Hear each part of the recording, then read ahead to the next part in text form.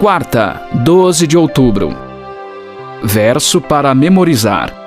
Então o Senhor Deus formou o homem do pó da terra e lhe soprou nas narinas o fôlego de vida, e o homem se tornou um ser vivente. Gênesis 2:7. Os mortos não sabem nada. Ouça Jó 3, de 11 a 13. Por que não morri ao nascer? Por que não expirei ao sair do ventre de minha mãe? Por que houve um colo que me acolhesse e seios para que eu mamasse? Porque agora eu repousaria tranquilo, dormiria e então haveria para mim descanso. Salmo 115, 17.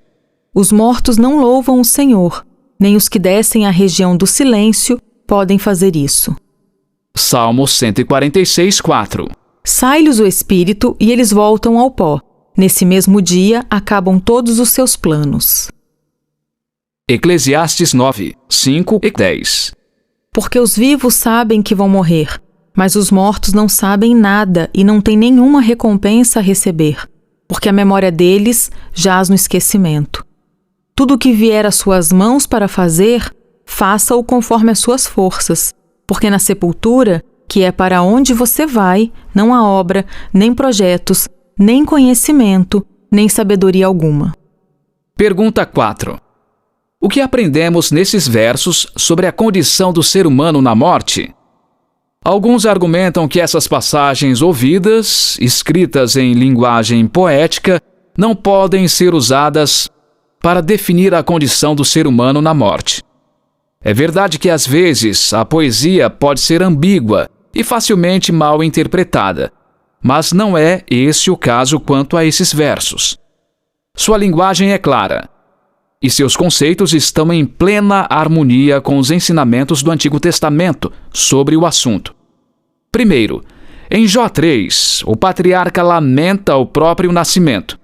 Nos momentos mais terríveis, quem não desejou nunca ter nascido? Reconhecia que, se tivesse morrido ao nascer, estaria dormindo e em repouso.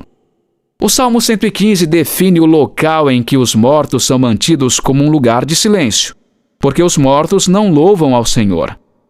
Isso não parece descrever que os mortos, os fiéis e agradecidos, estejam no céu adorando a Deus. De acordo com o Salmo 146, as atividades mentais do indivíduo cessam com a morte. Eclesiastes 9 acrescenta que os mortos não sabem nada.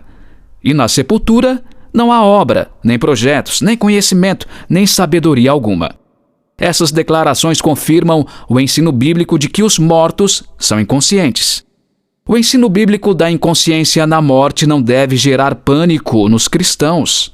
Primeiro, não há inferno de fogo eterno, nem purgatório temporário, esperando pelos que morrem perdidos.